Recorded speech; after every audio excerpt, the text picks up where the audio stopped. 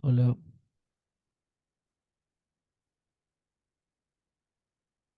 hola, hola, hola, hola. Ahí está. ¿Qué tal, chicos? Buenas tardes. A los que no me conocen, mi nombre es Juan Justi. Soy el profesor adjunto, momentáneamente a cargo de la cátedra. Esta es la clase teórica. A muchos le vi la cara el día miércoles, a otros no. Y voy a hacer algunas aclaraciones. Buenas, ¿qué tal? La primera aclaración es la puntualidad. Una cuestión de respeto al otro. La segunda aclaración.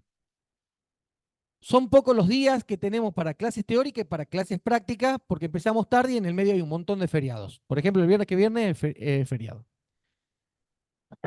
Pero como estamos en la universidad pública y no estamos en una universidad privada, ya tenemos las consecuencias de la universidad privada, y no estamos en el secundario, los exámenes son todo el programa de la materia.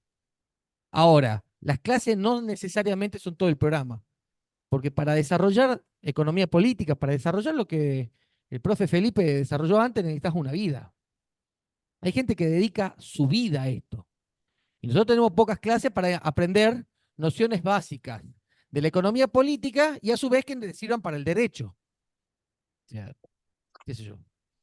Eh, en la pandemia, esos 45 días que estuve encerrado, que estuvimos encerrados todos, consumí 17 libros de economía. Ahora bien, este, pero estábamos todo el día encerrados, de las 8 no podíamos hacer otra cosa. Entonces, y acá hay una vida, ustedes tienen 4 materias, así que la idea de estas clases teóricas y prácticas, hoy vamos a hablar de la teoría marginalista, ¿sí? Eh, que es la teoría dominante, ¿sí? Que sea la teoría dominante no implica que sea la teoría correcta, ¿sí? Porque lo vamos a tratar de analizar a ver si nos da el tiempo, tiene serias fallas lógicas. ¿Sí?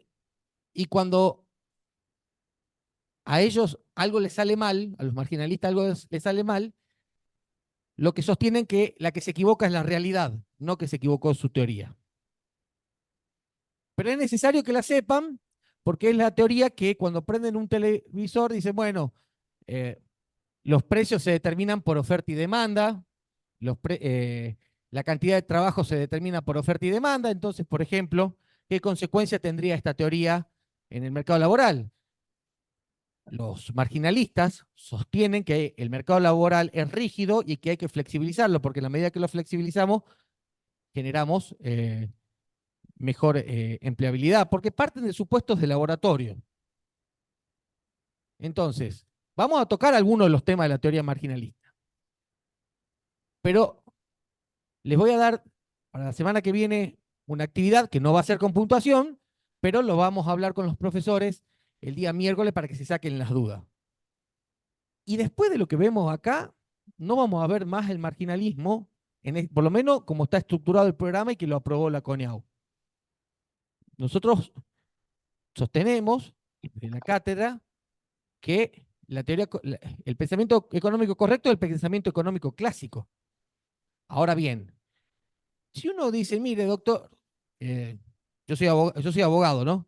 Eh, Mire, doctor, ¿sabe qué? Yo pienso que la ley de la oferta de demanda por esto y por esto, y te lo justifican, te lo fundamentan, está todo bien. ¿Sí? Pero aquel que quiera defender una postura contraria por ahí a la que tiene la cátedra, lo que me pasaba a mí cuando yo discutía con mis profesores, es que tenía que estudiar más de lo que daban. Es importante, le doy un consejo de estudiante universitario. Yo tuve 2 etapas en la universidad.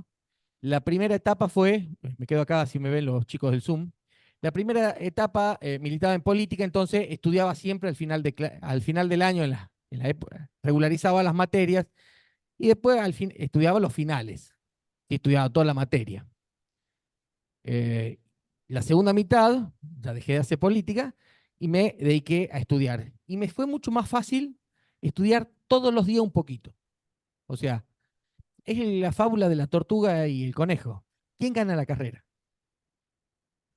¿Por qué? Porque es constante. Entonces, el secreto de la universidad, ¿sí?, es tener básicamente constancia. Después hay otras cosas que ayudan, si uno es un poco más o menos inteligente, si le gusta o no le gusta la carrera, pero es la constancia. Todos los días un poquito. Háganse del hábito de lectura. ¿Sí? Yo veo a los jóvenes abogados, medio decirlo, que se reciben en universidades privadas, que como estudian de pregunteros o estudian de cartillas, cuando van a ejercer la profesión, les llega un caso y tienen que ir a contratar otro abogado. ¿Sí? Entonces, si vos te podrías llevar la totalidad de los honorarios, los tenés que compartir con el otro abogado, porque el otro abogado no te va a dar su conocimiento gratis. Hay gente que sí, qué sé yo, hay muchos abogados, ustedes lo van a ir conociendo y en el foro son conocidos, que son generosos, que somos generosos con nuestros conocimientos. Hay otros que no. Entonces, es importante esto que sean constantes. Por eso, nada, estoy todos los días, leo un poquito yo para poder preguntarles a ustedes, porque la idea es esto, que el miércoles discutamos, que el miércoles debatamos, porque hay otro tema que tienen que saber todos ustedes. El derecho está en un proceso de transformación. Sepan esto, el derecho está en un proceso de transformación. Lo que era antes, el sistema escritural, o sea que vos tenías que hacer una demanda, entonces escribías, buscabas, estabas 2 o 3 meses investigando, leyendo, pensándola. Hoy se está oralizando. El paradigma fundamental hoy es el sistema penal. El sistema penal cambió. Hoy el sistema penal, lo que trabajan trabajan en el Poder Judicial o en el MPA, o si trabajan con algún abogado, o si lo escucharon, es todo oral. Ya lo van a ver cuando vean procesal penal, es todo oral. Entonces vos tenés que tener rapidez, tenés que saber alegar. Ahora, ¿cómo vas a alegar algo? ¿No es cierto? Cuando después te dice, ¿y qué dice? El fiscal le dice que usted cometió robo por escalamiento. ¿Usted qué dice? No, yo no pude haber robado por escalamiento porque la casa es mía, por ejemplo. Pero vos tenés que estar rápido. O sea, tenés que saber, así, tenés que estar rápido. Y aunque no les gusta a ustedes, a la generación X a la generación X somos nosotros, no, a los centennial, aunque no les guste, el saber está en los libros. No están en los videos de TikTok. ¿Ah?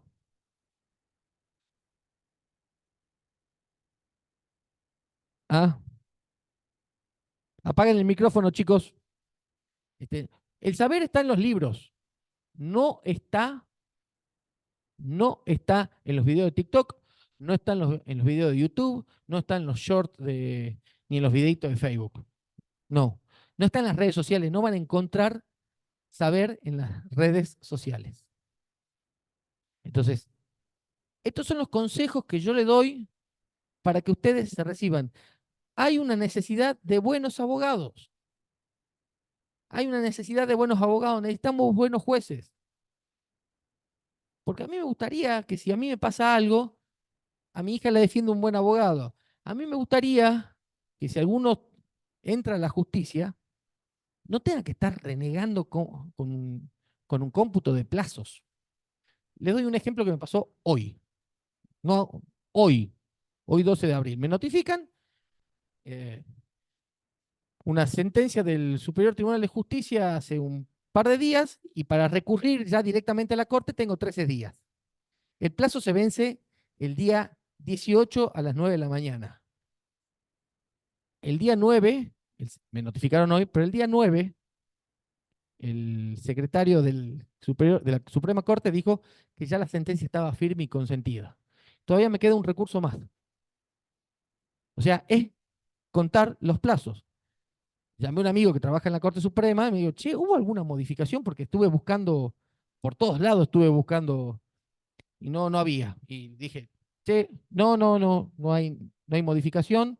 Seguimos teniendo los jujeños, porque esto depende de la distancia, seguimos teniendo 13 días para interponer el recurso, que son 5 por el recurso de queja o directo, con más 8 por la ampliación por la distancia. Eso sigue igual. Entonces, se va a acabar en eso, con la digitalización se va a acabar.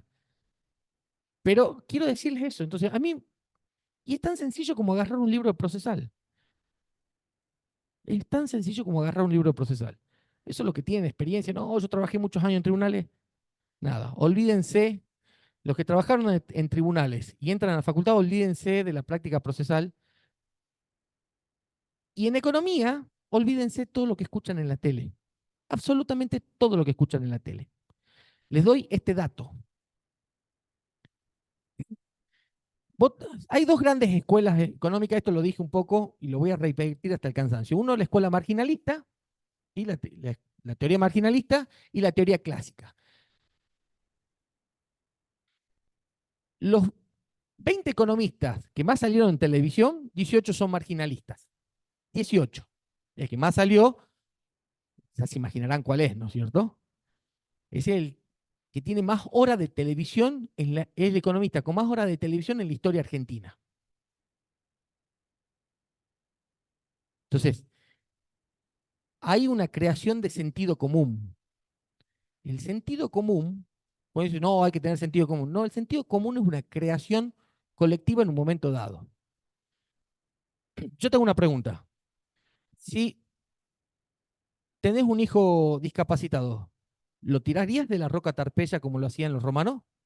Los romanos era de sentido común tirarlo y los espartanos también.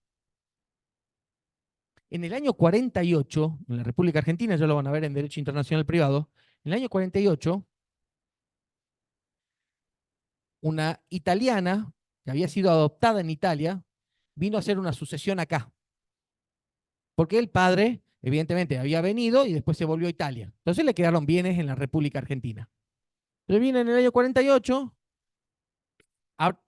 tenía que abrir la sucesión acá por el viejo artículo 10 del Código Civil, que la jurisdicción sobre los bienes inmuebles se rige por las leyes de la República, decía el artículo 10. Tomó, abre la sucesión, era la única heredera, declarada heredera en Italia, porque la sucesión se rige por la ley del domicilio del que fallece. Vino acá y dijo, bueno, yo soy la heredera, tengo que abrir el juicio sucesorio acá, soy la única heredera, acá está la sentencia de Italia, acá está la sentencia, el testimonio de adopción, las tierras tienen que ser mías. Y en el año 48 la justicia argentina le dijo, no, las tierras no son tuyas, pasan al Estado, porque no hay más heredero, no hay, no hay un heredero testamentario, porque se podría haber hecho un testamento, entonces y le dijo que no, porque era de sentido común en el año 48 que, que no, que no se reconocía el instituto de la adopción para los fines hereditarios, aunque ya había casos de adopciones, ¿no? Siempre hubo adopciones, de hecho y de derecho. Entonces, sean muy cuidadosos con el sentido común. Y para ser cuidadoso con el sentido común están las reglas de las lógicas. Lo que también tienen que estudiar, que capaz que lo estudian ya en filosofía, no sé si no hablé con el profesor Felipe, pero si no lo estudian ahora, lo van a estudiar en filosofía del derecho, que son las falacias argumentativas. Vieron que el que está en la Casa Rosada constantemente habla de la falacia ad populum, las falacias, bueno, hay 14, 15 falacias que son, ¿sí? Las principales. Pero empecemos con la clase. Les dije, dos escuelas, la marginalista y la clásica. La clásica la vamos a ver la semana que viene, y ya la semana que viene, buenas tardes, y ya la semana que viene, con la escuela clásica, ya va a venir el primer práctico. ¿Sí? Yo le voy a dar el primer práctico y tendrán 72 horas para hacerlo. Y ese práctico sí va con nota, para regularizar o aprobar.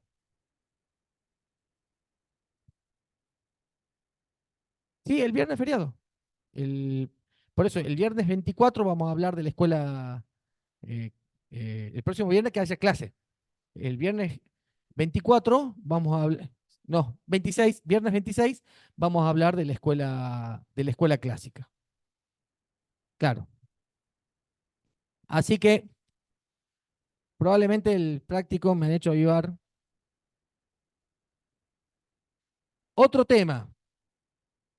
Es probable que no hablemos, hablar de la escuela marginalista, ¿sí? Sería hablar desde Walras, Gibbons, Menger, 1870, contemporáneos con Marx, hasta Milton Friedman, en el día de hoy, que son los más serios, ¿no? Pasando por Paul Samuelson. Podríamos estar años hablando. Entonces, este tema se los voy a preguntar cuando sea el momento del parcial, de esta nota de la teoría clásica y del valor, neoclásica del valor y distribución de Ciccone y Fratini, el capítulo 2 de las 6 clases, la segunda clase de don Sergio Cesarato, a ver si los podemos traer de Italia, y el capítulo 1 de Pivetti. ¿Sí? Léanlos, léanlos, y después estudien el que les parezca más fácil, pero léanlos. Los conceptos son muy parecidos, así que leer uno y después pasar al otro, sí, es como un repaso, ¿sí? Pero no van a ser estudiantes universitarios ni profesionales universitarios si no desarrollan el hábito de lectura. Yo lo lamento, el que no está acostumbrado a leer le va a ir mal. Y yo deseo que les vaya bien. Bueno, arrancamos.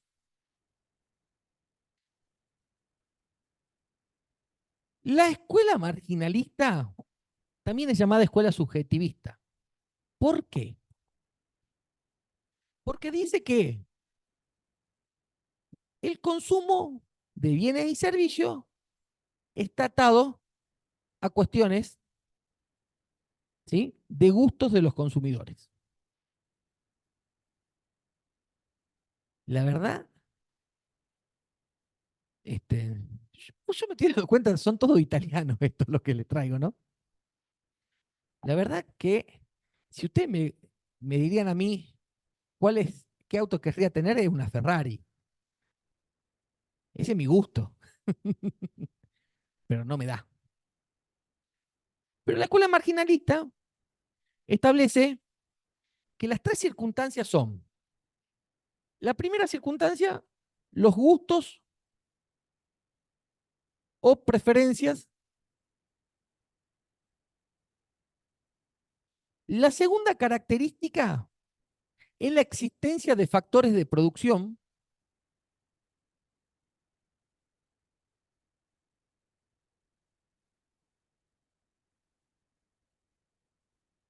y la tercera característica, ¿sí?, es que las cantidades de los factores, los factores la cantidad de factores de producción son disponibles, ¿no? Es la disponibilidad casi de los factores de producción.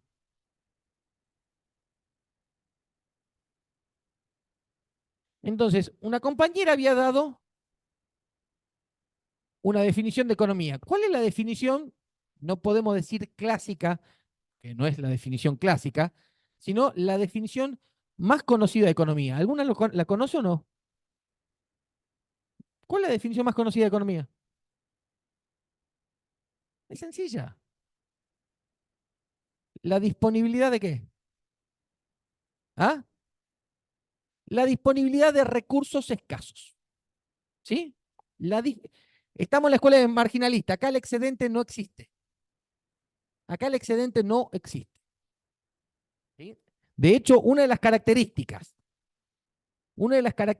diferencias que vamos a ver entre la teoría marginalista y, si no es la gran característica, es cómo cada teoría realiza una distribución de los bienes y servicios.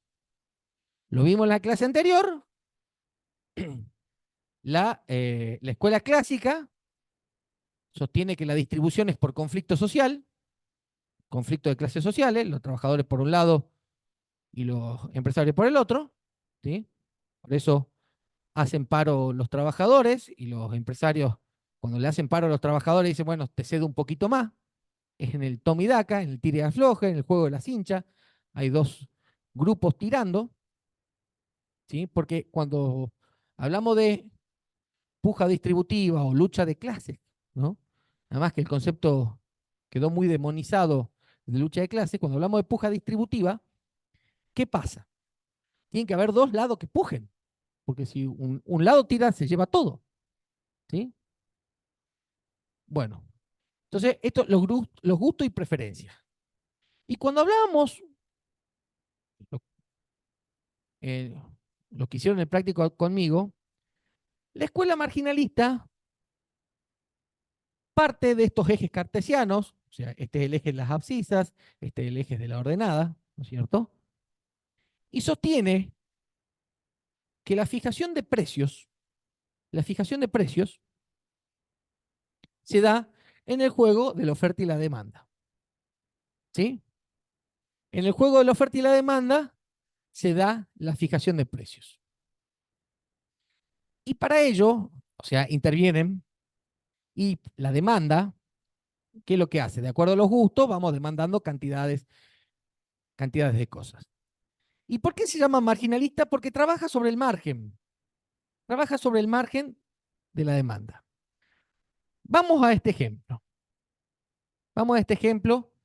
Esta es la pendiente de demanda y esta es la pendiente de oferta. Esta es una pendiente ascendente, esta es una pendiente descendente. ¿Qué es lo que nos dice, ¿sí?, la escuela marginalista? Que a mayores cantidades de cosas, de unidades de cosas, ¿sí?, el precio que quiero pagar es menor. ¿Sí? Yo daba el ejemplo en la clase del miércoles, que vinieron, de la última Coca-Cola en el desierto. Vengo con sed y a la última Coca-Cola del desierto la pago, le vendo el alma al diablo para que me ponga plata y se la doy al kiosquero, porque si no me muero.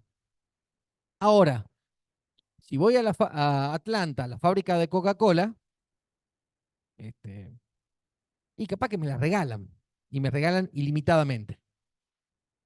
¿Sí? Entonces, a mayores cantidades, yo estoy dispuesto a pagar menor precio. Estoy dispuesto a pagar 20 por, supongamos este ejemplo, pues esto puede ser uno, no importa el número. Por 5 unidades estoy dispuesto a pagar 20, pero por 10 ya estoy dispuesto a pagar 15, por 15 estoy dispuesto a pagar 10 y por 20 estoy dispuesto a pagar 5. Esto es la de demanda que tiene, que es una pendiente decreciente. ¿Y cómo fijamos el precio de algo? En la intersección con la oferta. Y la oferta, ¿quién te la hace? Te la hace los productores. La hacen los productores. Pero la curva de oferta es creciente. La curva de oferta siempre es creciente. Está dibujada por más que sea recta, se llaman curvas. Los que vieron ejes cartesianos en cuarto año del secundario se acordarán, ¿no es cierto? Se ven en matemática del secundario, funciones logarítmicas, esas cosas. Sí, ¿no? Eje cartesiano también. Bueno, la curva creciente. Y si no, yo el otro día tuve que, una anécdota personal, tuve que mirar un videito de YouTube para acordarme de dividir fracciones. Cuarto grado del primario. Pero bueno, pasa. Este, la curva es creciente. ¿Por qué? ¿Por qué es creciente? Porque eh, mientras más cantidad, quiero vender mayor cantidad de bienes o hacer de prestaciones al mayor precio posible. Entonces, ¿qué te dicen los marginalistas? Cuando se encuentra en la curva de oferta y demanda, tenemos el punto de equilibrio. ¿Qué tal? el punto de equilibrio. La teoría marginalista, ¿sí?, parte de la ley de Say, de Jean-Baptiste Say, o Say. Se las voy a leer, esto lo tomo del libro de Pivetti, por ahí voy a hacer las lecturas para ser lo más exacto posible, ¿sí? Le voy a preguntar sobre la ley de Say y sus consecuencias, ¿no? Así que es un tema, es un tema. La ley de Say, ¿sí?, dice algo así, la propia ley crea su demanda. La propia oferta crea su demanda, ¿sí? Pivetti, página 25.1, dice, según la teoría económica dominante, durante más de 100 años la teoría marginalista, ¿sí?, sostuvo que no hay límites de demanda sobre lo que es capaz de producir el sistema, dados recursos reales de los que se dispone y el estado de los conocimientos técnicos. Es importante esto. Muchas veces, para la teoría marginalista, el límite, por favor, los celulares en silencio. Yo tengo una adicción al celular y en clase no lo toco.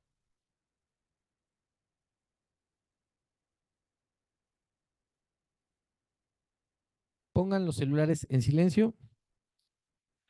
Entonces, Pivetti nos sigue diciendo que Jean-Baptiste Say, en su Tratado de Economía Política de 1803, fíjense el año, ¿no? 1803. Las cosas que pasaron después de la Revolución Francesa. El Código Civil Napoleónico de 1808. El enciclopedismo nace con la Revolución Francesa. ¿Sí? Más allá del costo de vida humano, con la Revolución Francesa nacen por primera vez se empiezan a hablar del concepto de derechos humanos. ¿Alguien sabe cuáles son los valores de la libertad de la Revolución Francesa? Y algunos dicen tolerancia también. Entonces, si vos usás liberté, égalité, igualité y tolerancia, y fraternité y tolerance, y hace left, que left en inglés es izquierda. Yo siempre uso el acrónimo left, libertad, igualdad. Bueno, vamos, sigamos. Entonces, ¿qué dice Pivetti? La oferta crea su propia demanda, es decir, que la producción determina la demanda necesaria para absorberla, como una de las verdades más importantes de la economía política. De acuerdo con esta verdad, el ingreso o el poder de compra de la colectividad, o de la comunidad, ¿sí?, en primer lugar es igual a la producción actual, porque cada producción genera un ingreso a un monto equivalente. Y en segundo lugar, y este es el principal postulado de la ley en cuestión, el ingreso siempre se gasta directo o indirectamente en la compra de mercancías. ¿Qué es lo entonces? Sintetizado, la oferta es la que crea su propia demanda. Bien. Si yo tengo, esto coincide en casi todos los economistas, y esto también, yo les dije, una de las ecuaciones que le voy a preguntar en los parciales y en el final, ¿sí?, que es la ecuación macroeconómica básica. Si yo tengo que el ingreso nacional, o sea, el ingreso de todo el país, es igual a la suma del consumo más la suma del gasto público más la suma de la inversión más el diferencial de exportaciones menos importaciones, ¿qué es lo que me dice si yo me paro del lado marginalista, neoclásico, neoliberal? ¿A dónde tengo que apuntar yo? A la oferta. ¿Y dónde está la oferta en esta ecuación? En esta ecuación, consumo, gasto público, inversión, diferencial de exportaciones menos importaciones, porque esto es una economía abierta. Pero ¿saben qué? Resulta que Argentina es el único país del mundo. Vamos a sacar la variante comercio exterior. ¿Qué es lo importante para la escuela marginalista, para la escuela neoclásica, para los neoliberales? Neoliberales parece el nombre de un remedio. Para la escuela marginalista, ¿qué es lo importante? Si Say, Jean-Baptiste Say le dice la oferta, la ley de Say, yo quiero que aprendamos a pensar la economía porque esto tiene consecuencias prácticas. ¿Alguien se anima a decirlo? Por favor. No, no. La inversión. La inversión. Por eso ustedes van a ver que los programas políticos de los gobiernos de derecha son marginalistas y te hablan de qué? De lluvia de inversiones. Crear las condiciones para que haya inversiones. Porque el movimiento inicial para el marginalismo está en la inversión. ¿Estamos? Si uno le pone la variante comercio internacional, M o X sería, no importa, exportación menos importación, E o X es lo mismo, ¿no? También ponen énfasis en el desarrollo de las exportaciones. Entonces, qué termina pasando? Siguiendo la ley de SAI. Terminan pasando que flexibilizaciones laborales, sueldos más baratos. ¿Tienen consecuencias jurídicas? Claro que tienen consecuencias jurídicas. ¿Sí? Claro que tienen consecuencias jurídicas. Después, y esto lo vamos a ver el 26, vino un señor, ¿sí? De la clase alta inglesa y le dije que estuvo muchos años sosteniendo esto y un día tuvo una epifanía y les rompió todo. Les rompió todo. Y ahí cambió. Hubo un hecho antes, el 29 de octubre del 1929. ¿Alguien sabe qué pasó? La caída de la bolsa en Nueva York. Vino un desastre. Vino el programa de New Deal, pierde el presidente Hoover la reelección, viene el programa de New Deal de Franklin Delano Roosevelt y Keynes. Eso, Roosevelt es del 33 y Keynes es del 36. Roosevelt empieza a activar la demanda y Keynes lo que hace en el 36 es darle fundamentos teóricos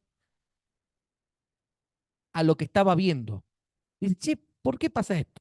Esto es lo que vamos a ver a partir del día 26. Y vamos a seguir la escuela clásica, no porque yo sea caprichoso, sino porque los mejores años de la historia de la humanidad en crecimiento, en producción, en mejoramiento de calidad de vida, fueron desde que asume Roosevelt hasta la crisis del petróleo.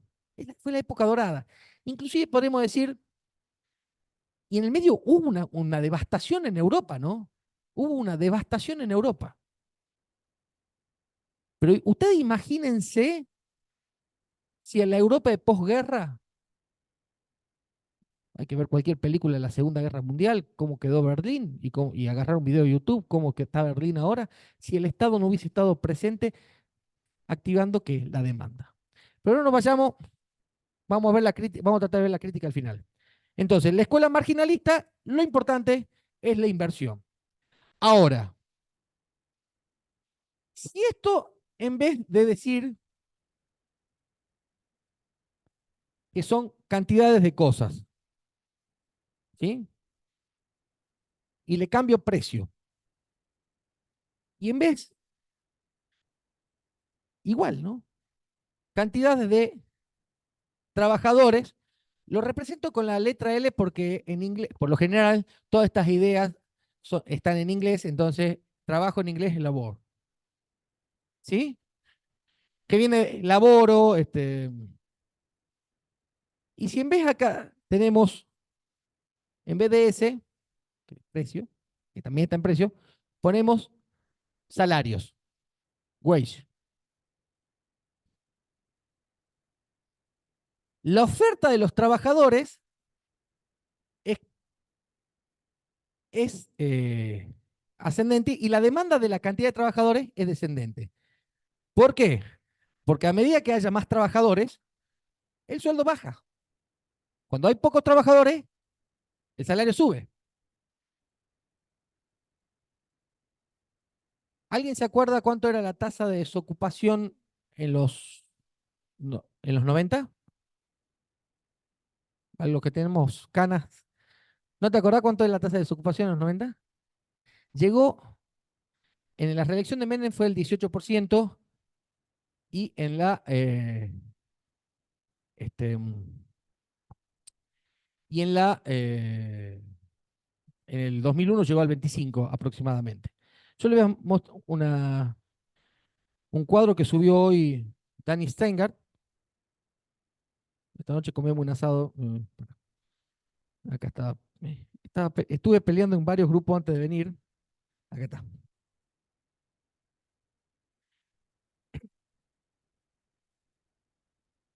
El salario,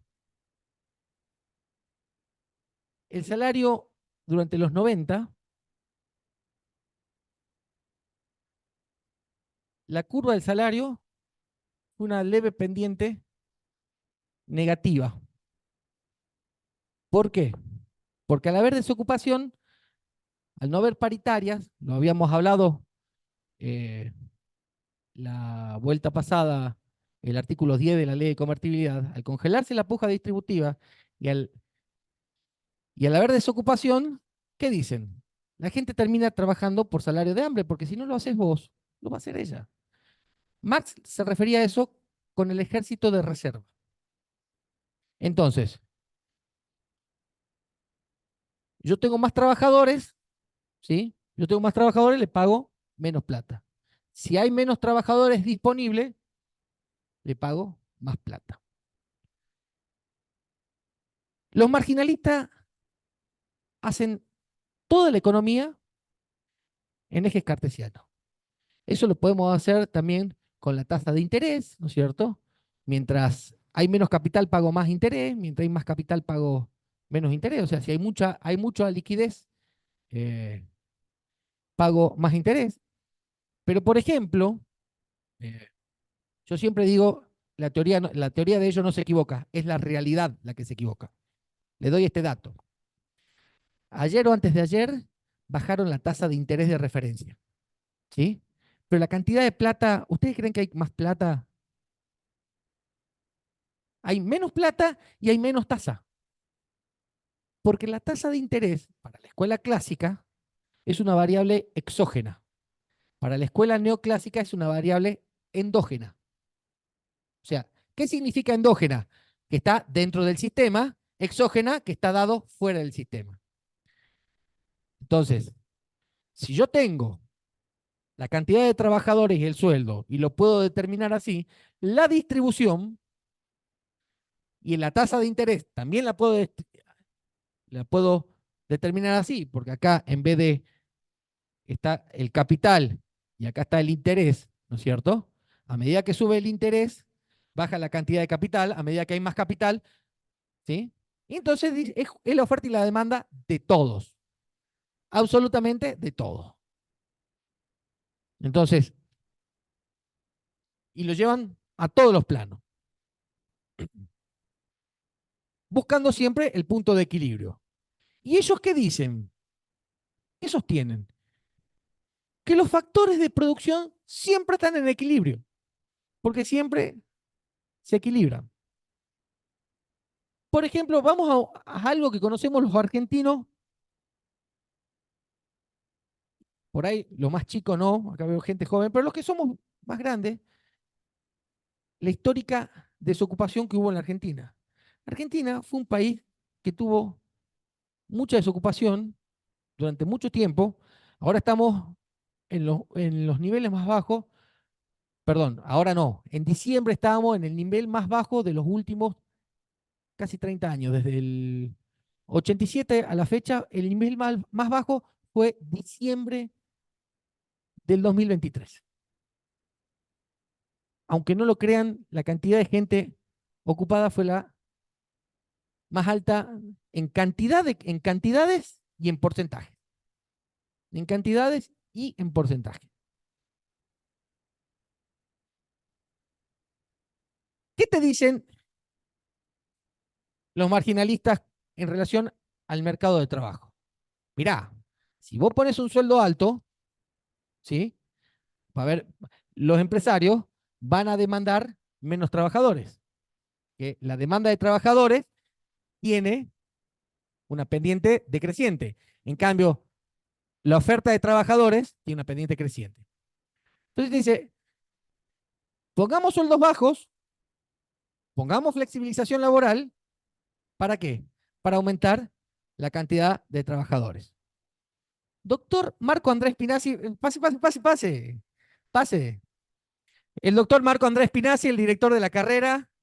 Si ustedes están sentados acá, es por Marco, así que un fuerte aplauso a Marco, por favor. No, nada que ver, no, sí, es la verdad, es el que se juntó, hizo los programas, viajó a la CONEAU, es el director de la carrera, así que, gracias Marco por unas palabras, vení. No, vení.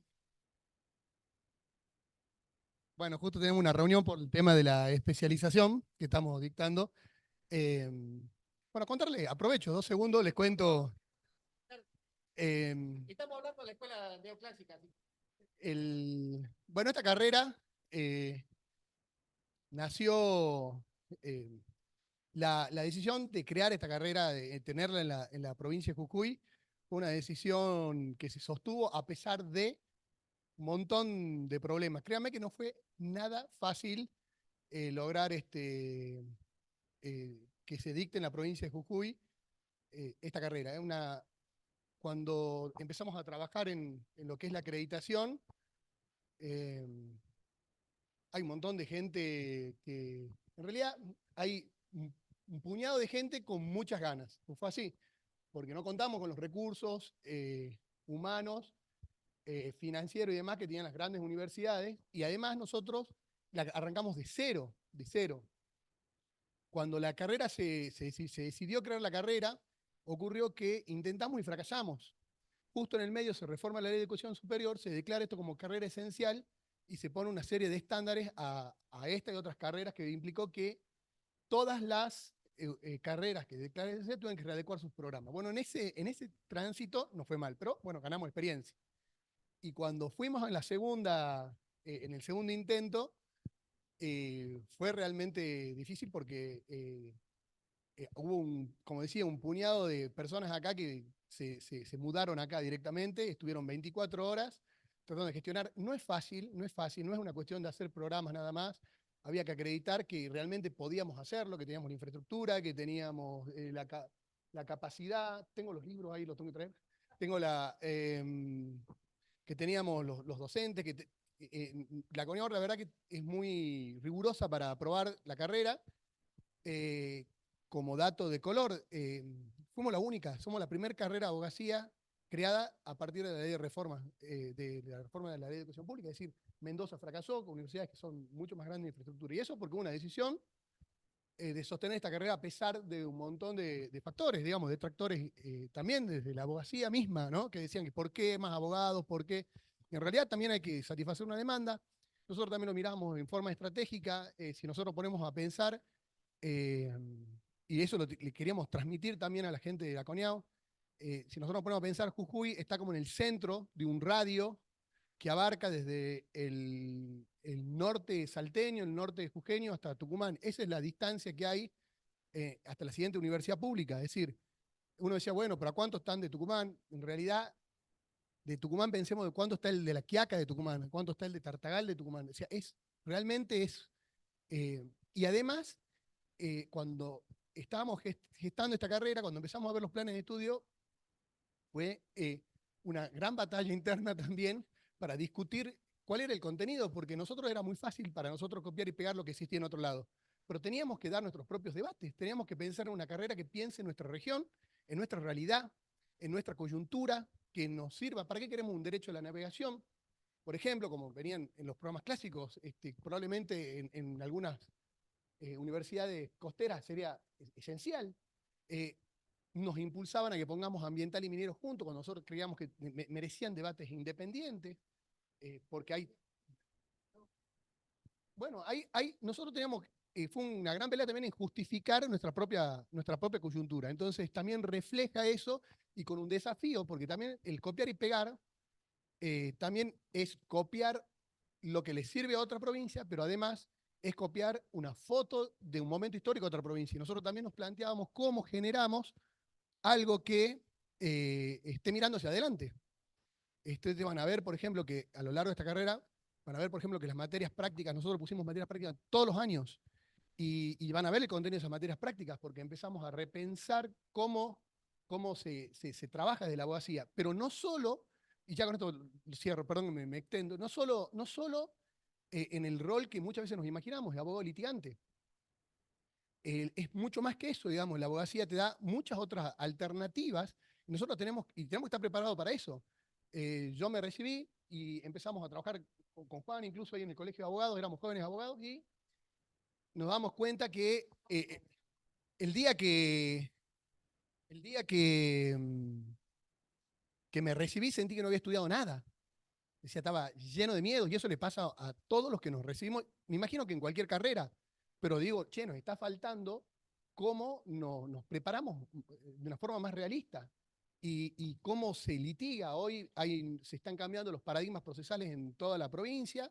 En el ámbito penal ya cambió, en el ámbito civil también, pero se está por implementar. Eso implica que tengamos que cambiar el chip de cómo, bueno, esas cosas son las que veíamos que se venían, y todo eso está incorporado en este plan de estudio. O sea que ha sido producto de un gran esfuerzo y de un gran debate también interno de todos los que, y la verdad, no se pudo lograr, no se hubiera logrado si no hubiera una firme decisión política de las autoridades de la universidad. En ese momento, el licenciado Tequi, y después que le dio la continuidad Mario Bonillo, que si no hubiera sido con el respaldo de ellos, no lo hubiéramos podido lograr, porque, qué sé yo, nos decían, una observación es, sí, pero, no sé, las aulas no sirven, tiene que tener más aulas. Bueno, y hay cuestiones que no es que vos decís, bueno, me siento a escribir un programa, había que pensar en términos de infraestructura, en términos de inversión, con un presupuesto bastante comprometido, con otro problema. Piensen ustedes, yo quiero que imaginen esta situación de la carrera de esta abogacía nada más, para que piensen nada más que en esta carrera. Esta carrera se aprobó el año pasado y arrancamos apenas se creó, antes de incluso tener presupuesto. No existimos presupuestariamente. Por lo tanto, al haber nacido en el 2023, se proyectaba estar incluida en el presupuesto 2024, cosa que no existe, proyecto de presupuesto. O sea que no solo que se congelaron los presupuestos universitarios al 2023 con todo lo que implicó eso en el camino, del desfasaje que implicó, sino que, por ejemplo, seguimos existiendo a pesar de no existir presupuestariamente. Eso implica que hay una gran vocación de trabajo de muchas de las personas que están acá, los docentes y demás, que apuestan a la carrera más allá de, a costa de, digo, ¿no? De reconocerle también cómo se deberían sus trabajos y demás. Es realmente complicado, pero hay una decisión importante. Decirles a ustedes que nosotros pretendemos que en el mediano plazo seguramente vamos a ser los principales proveedores de recursos humanos de uno de los tres poderes del Estado. Así de simple. En cualquiera de los roles, ya sea que litiguen, ya sean que integren los ministerios públicos o el Poder Judicial, seguramente en el corto plazo nosotros vamos a empezar a ver que, en el mediano plazo vamos a empezar a ver cómo los alumnos egresados de la universidad pública vamos a empezar a ocupar esos espacios en la universidad, perdón, en nuestra vida institucional en la provincia. Y eso es también una gran tarea para la universidad, pensar en la responsabilidad que eso nos cabe. Así que bueno, ha sido un proceso súper estresante, muy satisfactorio. Cuando salió no lo podíamos creer. Y bueno, seguimos en carrera porque todavía nos están evaluando, porque nos van dando las autorizaciones. Nos dieron la autorización con un montón de compromisos asumidos, que ya creo que estamos bastante cumplidos con casi todos los compromisos. Estamos siendo evaluados todo el tiempo. Así que bueno, bienvenidos a la universidad. Estamos a disposición para que ustedes quieran. Lo dejo con Juan, que sigan clase. Yo pensé que estaban acá, que teníamos una reunioncita, pero Gracias, Marco. Marco es. Para, no te vayas. Marco es el mejor abogado penalista de la provincia de Jujuy y hoy, gracias a Dios, lo tenemos como juez de control después de 10 concursos judiciales. Ganados. Ganó 10 veces. Marquitos, nos hablamos después. Chau, chau.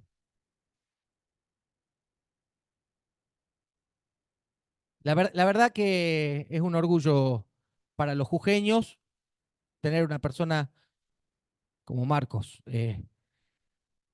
Tuvimos suerte, les cuento una anécdota. Tuvimos suerte de que Marcos, por ahí los que juegan al rugby, jugaron alguna vez, lo conocieron, fue el mejor jugador de rugby de Jujuy, fue Marcos Espinazi. Fue después de la selección, estuvo jugando hasta hace poco. Entonces, como buen deportista, es constante, es terco. Se le mete algo en la cabeza, no se lo saca, y se le metieron dos cosas. Este, la primera, que quería la carrera, y la segunda, que ser juez de control. Rindió 10 concursos, de los 10 concursos estuvo ternado en los 10 concursos, ¿sí? En uno salió segundo y en otro, en los dos que no salió segundo, en los dos que no ganó salió segundo, o sea, nada, porque te cambian las condiciones de evaluación. Este, y por cansancio, como él no es radical, eh, lo, bueno, lo tuvieron que, después de 8 años, lo tuvieron que terminar nombrando. Hicieron hasta lo imposible para no nombrarlo, como me hicieron a mí. Yo gané 2 concursos, yo gané 2 veces el mismo concurso, y me dijeron, no, bueno, eh, vos Juan no. Entonces nos vamos a encontrar con Gerardo Morales el próximo 24 a las 11 de la mañana en tribunales, porque encima me demandó. Bueno, volvamos, la verdad que es un gusto que lo conozcan. Marcos es una de las, cuando yo hablaba de personas generosas, pensaba en el doctor Espinazi. Fue presidente del Instituto de Derecho Procesal, escribió libros, nada, tiene 2 hijos hermosos, no le quiso poner Max Power a Tobías, pero bueno. Y hicimos una votación, trabajamos juntos, hicimos una votación, ganó Max Power, los amantes de los Simpsons lo conocerán, quién es Max Power, pero no, la mujer le dijo, se llama Tobías. Bueno, volvamos a lo que estábamos. Bueno, entonces estábamos en la ley de SAI. La ley de SAI que te dice que la oferta crea su demanda. Lo vemos en Pivetti y en Cesarato lo vemos en la página 95. ¿Qué nos dice Cesarato? No es que no lo haya leído ni lo entienda, pero quiero hacérselo lo más claro posible y lo más fácil a ustedes. O sea, decirles ya la página, ya no va a ser siempre así, ¿no?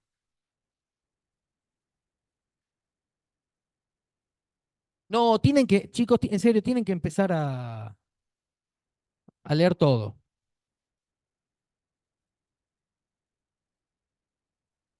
No es en la página 95, pero ahí en la página 95 está el tema del mercado de trabajo.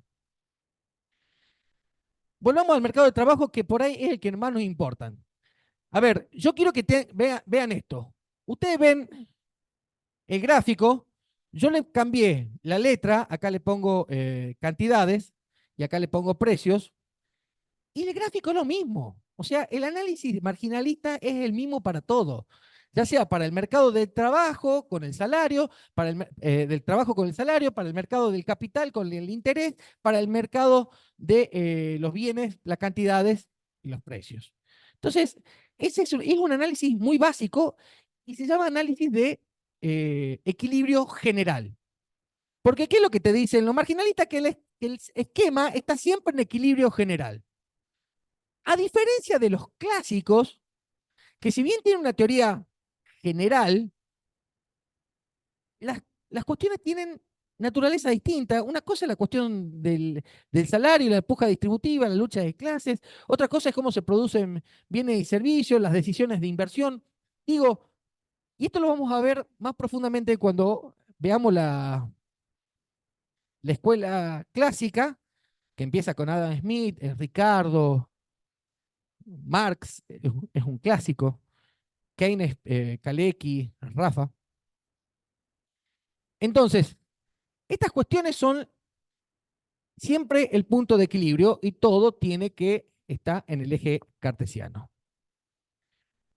Esto también, cuando hablamos de los factores de producción, que son, ¿cuáles son los factores de producción? ¿Lo conocen o no? Tierra, capital y... Bien, ¿cómo es tu nombre? Sí, Victoria. Ah, igual que mi hija. Me acaba de mandar un mensaje y sacó 10. Estoy en Buenos Aires. Estos son los tres. Son intercambiables. Ellos dicen que los factores de producción son intercambiables. Tomemos, la Tierra es una cuestión dada, no tenemos, tenemos ciertos límites para el uso de la Tierra, pero tomemos, la producción es una función del capital con el trabajo.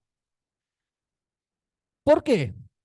Ellos sostienen, los marginalistas, que según las técnicas de producción, según las técnicas de producción, esto lo habla muy bien Ciccone y Fratini, según las técnicas de producción, son intercambiables. Hay situaciones donde si tenemos salarios bajos, nos conviene tener más trabajadores, y si tenemos salarios altos, nos conviene tener menos trabajadores. Pero si tenemos más trabajadores, necesitamos menos capital, menos maquinaria, y si tenemos menos trabajadores, necesitamos más capital. Por ejemplo, ¿cómo cree que se hicieron las pirámides? El que me diga que lo hicieron los extraterrestres, le armo un sumario administrativo. Yo una vuelta le dije al administrador del Ingenio Río Grande, mes de diciembre, estábamos en la pileta, soy amigo del yerno, estábamos en su pileta, el administrador del Ingenio Río Grande, nos pusimos a discutir, en la casa de Sánchez Riera, acá la contadora lo conoce, nos pusimos a discutir y dije, los ingenios desmontaron todas estas tierras que tienen ya más de 100 años de producción de caña utilizando la mano de obra barata.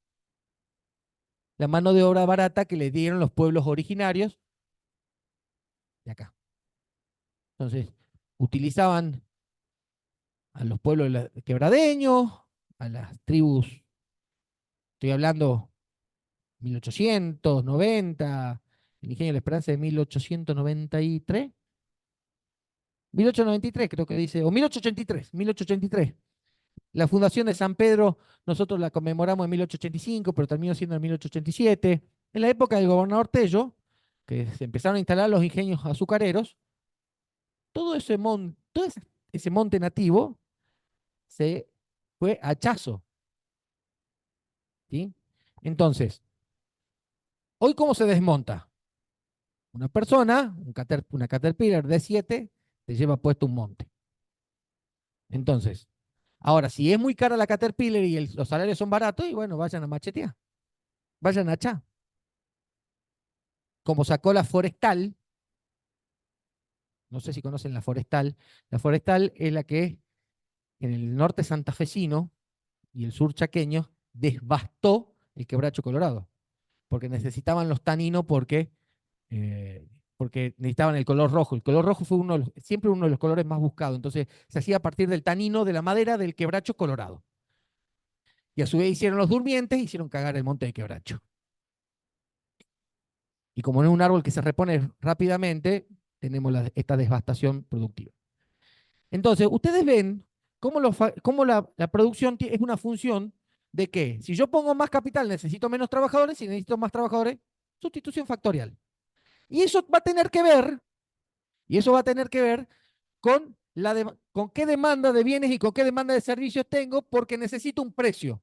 Entonces, ellos, que después creo que lo vamos a ver en la bolilla 3, el modelo ISLM, ¿no es cierto? Que tiene que ver con los ingresos, con el ahorro, con la mano de obra y con la moneda, arman una serie de ejes cartesianos y dicen, este es el mejor de los mundos. Si afuera tenés 25% de desocupación, le calientas 3 carajos. no les interesa, porque ellos lo que tienen que tener es el equilibrio. Y lamentablemente, cuando uno ve, por eso la cátedra se llama economía política, no hablamos de economía acá, hablamos de economía política. Si ustedes estuvieron en la clase anterior y le prestaban atención al que estaban hablando de Platón, estaban hablando de la polis. La polis es la comunidad. Economía es una palabra griega también. Es la administración de la casa. Entonces, la administración de la casa a partir del gobierno. Por eso mis comentarios por lo general son políticos, porque acá hablamos de economía política, no hablamos de economía.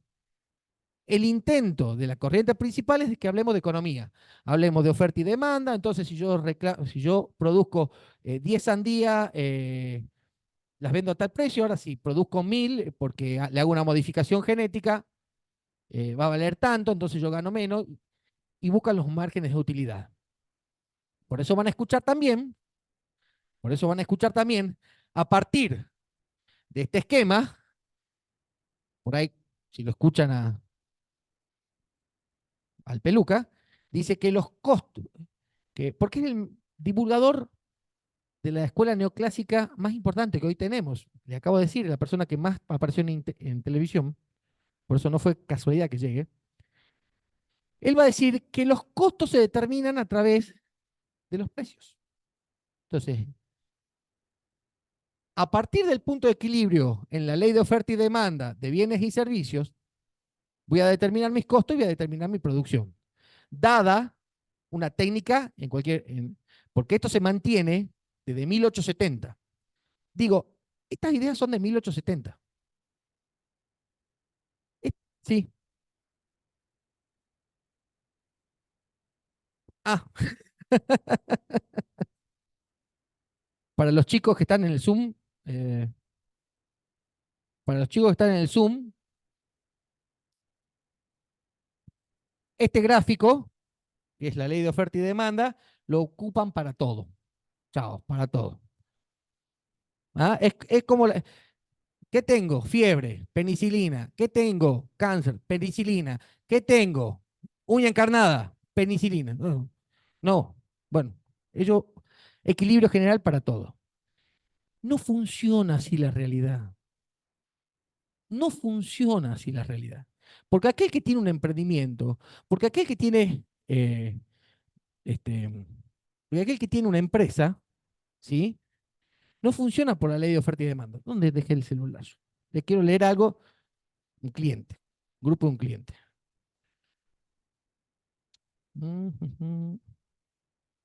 Dame dos, acá está. Estaban hablando de los salarios, ¿no? Listo. Ahí te mando las notas para el fondo. Este sería el monto, ya están, ok. Ok, me da el ok, los cargo mañana, completamos el 45 que acordó la federación, el 45 que acordó la federación en el mes de abril, aprovechando los tramos disponibles, y dice el contador, espero que no salgan con nuevas paritarias el mes que viene. Los marginalistas te dicen que la demanda de trabajadores tiene pendiente y que es un punto de equilibrio. Y el contador me acaba de decir que se fijó, que por paritaria se fijaron los sueldos. ¿No era que se fijaban por la ley de oferta y demanda? Se fijan por sueldo. Pero eso tiene una respuesta, libro Pivetti, página 57. Vayan leyendo porque tienen que tener hábito de lectura.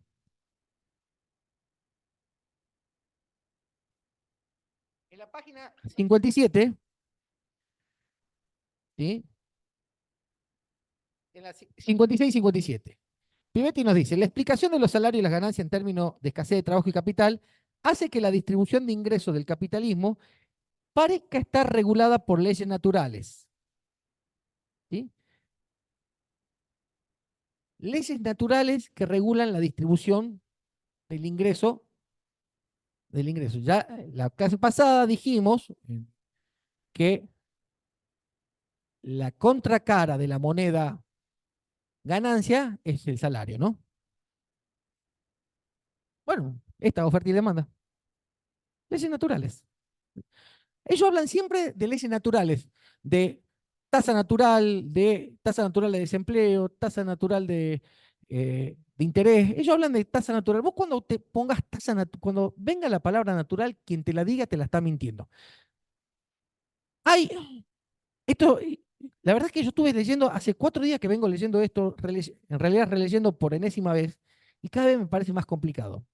Hay un pensador argentino, Raúl Scalabrini Ortiz, capaz que lo conocen por alguna calle, que decía que la economía es simple. Y si no la entendés, porque te están mintiendo. Entonces, yo estoy tratando de no mentirles. O sea, me cuesta muchísimo entenderlo a los marginalistas porque nos mienten. Porque es una cuestión de poder. ¿Por qué? Miren lo que nos dice Pivetti en la página 57. Cualquier acción sindical o intervención gubernamental, o se quejaba el contador en el grupo, dirigida a cambiar la distribución a favor de los trabajadores, es decir, la distribución a favor de los trabajadores serían el aumento de sueldos, además de ser una fuente de desperdicio desde el punto de vista social, ya que conduce a una disminución del producto, tiende a ser peligrosa para los propios trabajadores, porque en el curso de cada acción semejante una parte de ella permanece desempleada. ¿Por qué?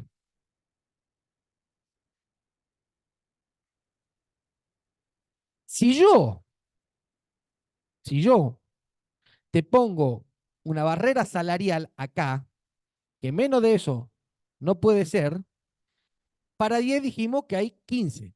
El punto de equilibrio es en 15. Ahora, si la barrera salarial te la pongo en 15, el punto de equilibrio es 10. Los, que, los trabajadores que están en esta franja están desempleados. Para la teoría marginalista. Por eso dice, y es un desperdicio social porque hay menos trabajadores desempleados.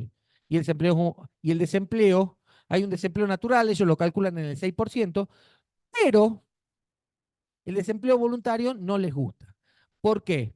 Porque ellos dicen que los factores de la producción, ¿sí? Si bien son escasos, son intercambiables, pero si vos querés tenerlo, y bueno, tu punto de equilibrio va a estar acá y no va a estar acá. ¿Qué dice la escuela clásica? Entonces, esa es la ley natural de la distribución. Volvemos al concepto que hablamos en la clase anterior y que tienen que saber sí o sí porque va a ser pregunta de parcial y final.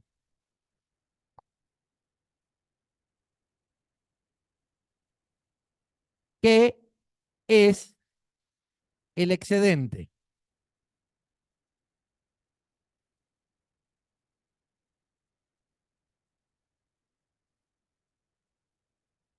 ¿Qué es el excedente? El excedente social. Es la porción de la producción de libre disponibilidad, porque ya separé en su momento lo que necesito para reproducir el ciclo económico el año que viene.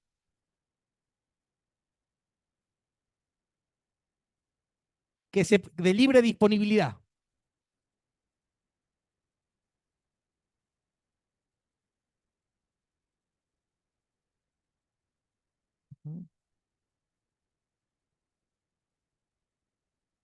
Página 37, libro Cesarato.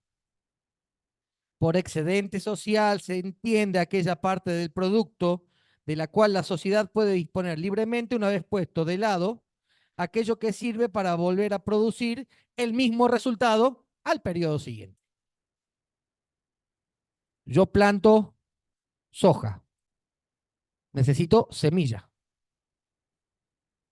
Guardo un poco para la semilla, un poco para vender porque necesito agroquímicos y los gastos de funcionamiento, un poco yo saco otro pedacito para vivir, lo que me sobra es excedente. Lo que me sobra es excedente. Si a eso, si a eso lo que hago yo como productor sojero lo hacemos en el conjunto de la economía, es el excedente social. ¿Sí? Ese excedente social, cuando el hombre se asienta hace 10.000 años, Mesopotamia, y empieza, y dejamos de ser cazadores y recolectores, lo voy a repetir hasta el cansancio, en ese excedente social es el que empieza, por cómo se administraba ese excedente social, es cómo empieza a surgir las clases. Entonces, el dueño de la tierra dice, che, yo me quedo con tanto. No, pero el trabajador dijo, no, pero el que tuvo al rayo del sol fui yo, el que hizo, es el tomo y daca, el tomo y daca, el tomo y daca. Nace el conflicto social. Ahí nace el conflicto social. Por eso Marx, tomando la teoría hegeliana, que lo van a ver, calculo que lo verán ahora en filosofía, dice que la lucha de clases es el motor de la historia. Marx era brillante, ¿no? Por ahí las soluciones que te dicen, bueno, la revolución socialista, el mundo comunista, era una utopía, pero el análisis crítico de Marx es brillante. Bien, entonces, también otra cosa que tenemos que tener en claro del marginalismo, otra cosa que tenemos que tener en claro del marginalismo, es que ellos sostienen, puedo borrar todo esto, ¿no? Porque preguntarle a los chicos si puedo borrar, sí, la que vos quieras. Sí, no, esta es una función de producción, es lo que hablábamos recién del intercambio, que tengo 10 zafreros, no necesito un tractor. Tengo un solo zafrero, necesito una máquina cosechadora. Es la función de, porque, porque para los marginalistas, la producción, los factores de producción son libremente intercambiables. Y básicamente, trabajo con capital. ¿Sí? Por ahí la tierra no tanto porque la tierra está dada, es la tierra que tenés, o sea, punto. Si sos del Principado de Mónaco, son los 2 kilómetros cuadrados que tenés, o sea, no hay más tierra, ¿sí? No hay más tierra. Pero sí hay capital, sí hay trabajadores, entonces yo hago un edificio, puedo contratar por ejemplo, en el Principado de Mónaco, puedo irme hacia el mar, ¿no es cierto? Entonces traigo una gran bomba y hago un muelle y voy creciendo, entonces o no sé, o agarro 2 millones de personas, si es más barato, que lo saquen con una tacita de té. O sea, ejemplifico el absurdum para que se entienda, para que se entienda. Justo borré menos mal que lo miré. Los gustos y preferencias. A todo este mambo de ecuaciones y de ejes cartesianos, los marginalistas hablan de gustos y preferencias. Y la verdad que sí, que hay una vida mejor, pero es carísima.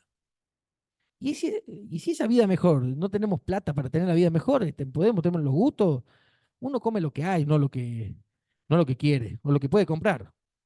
De hecho, hoy leí una nota en página 12. Nosotros por nuestros orígenes migratorios, por sobre todas las cosas, por ejemplo, más de la mitad de la población argentina es descendiente de italianos, un poco esa burrada que dijo Alberto queriendo ser parafrasearlo a Lito Nevia, pero que en realidad es una frase de Octavio Paz, ese genial escritor mexicano que dice, Paz decía, los mexicanos descendemos de los aztecas, los peruanos de los incas, los argentinos de los barcos. Eso dijo Octavio Paz. Y este burro, así todo fue mejor presidente que Macri. Se lo discuto a cualquiera con datos económicos. Este, bien, ¿En qué estamos? ¿Ah? Los gustos y preferencias. Bueno, el marginalismo le pone los gustos y preferencias. Ahora, para tener gustos y preferencias, tiene que tener plata. Porque está tan diversificado. A ver, yo quiero que entiendan algo. Uno no se puede enojar con Menger, con Gibbons, con Walras, con el profesor Pigou, que fue el profesor de Keynes, o con Marshall. Porque ellos escribieron en 1870 hasta 1930. En ese periodo fue el auge de la escuela marginalista. Entonces, Menger, que es el padre de la escuela austríaca, y después era la revolución industrial, estábamos en medio de la revolución industrial, pero era la revolución industrial de antaño, no es lo que es ahora la revolución tecnológica. Entonces, también hay que pensar las cosas según su tiempo histórico. Yo les doy este ejemplo. Les doy este ejemplo. ¿Ustedes saben quién fue Alejandro de Macedonia? ¿Sí? ¿Cómo le dicen a Alejandro de Macedonia? Alejandro Magno. Se calcula que mató 1 millón de personas. Hoy sería un genocida. ¿Quieren mejor ejemplo que ese? O el de la Roca Tarpeya. Los tipos los tiraban en la... No, porque tenía una cuestión lógica o económica. Un chico con alguna discapacidad no servía para la guerra. No servía ni para la guerra ni para el campo. ¿Sí? Gracias a Dios ya no pensamos como ellos. Gracias a Dios no pensamos como ellos y hemos evolucionado. Pero, qué sé yo, Franklin Delano Roosevelt lo hubieran matado, no hubiera sobrevivido. No sé si ustedes sabían que Franklin Delano Roosevelt estaba en silla de ruedas. Claro, podía ser presidente de los Estados Unidos en ese momento porque la, era un poco una foto y después era siempre con... Entonces sacaba siempre sentado. Esa foto famosa que se sentó con Stalin y con Churchill, porque era todo por radio. Entonces, hoy en un mundo donde todo es la estética, estamos todos sacándonos fotos en TikTok para subir al TikTok, al Facebook, al Instagram, capaz que era muy difícil. Entonces, los gustos y las preferencias. Ahora, para los gustos y las preferencias, yo tengo que tener plata. Para tener plata, tengo que tener trabajo. Para tener trabajo, entro en la distribución. En la distribución. Y a todo esto, un tema que también va a ser pregunta muy probable, no sé si de parcial, pero sí de final. Insisto en este concepto. Si yo no se los di, no me importa. Está en el programa. Claro, usted imagínense, usted imagínense, están en su estudio y viene un, un ex funcionario público y dice, me acusan de peculado. Ah, yo no sé, esa bolilla no la vi. No me la dio el profe. ¿Ah? Haceme un, haceme un contrato de leasing. No, dice. Yo llegué hasta la ocasión nomás. Todos ustedes se ríen, pero es verdad. Ay, profe, usted no dio eso. Y está en el programa. A ver si no me olvido. ¿Qué es el tema de la moneda? ¿Qué hora es a todo esto? 6:22. Bueno, vamos a estar hablando ahí el Ale Fiorito. El traductor de todo esto es el profesor Alejandro Fiorito. Vamos a ver si tenemos que hacer alguna actividad, alguna extensión y alguno de estos economistas vamos a traer para que vean que acá se estudia a la vanguardia eh, del, de lo que es la investigación económica en el mundo. Estos libros no son de Argentina, si bien lo hace la Universidad Nacional de Moreno, universidad pública también, en realidad son libros de estudio en Roma. ¿Sí?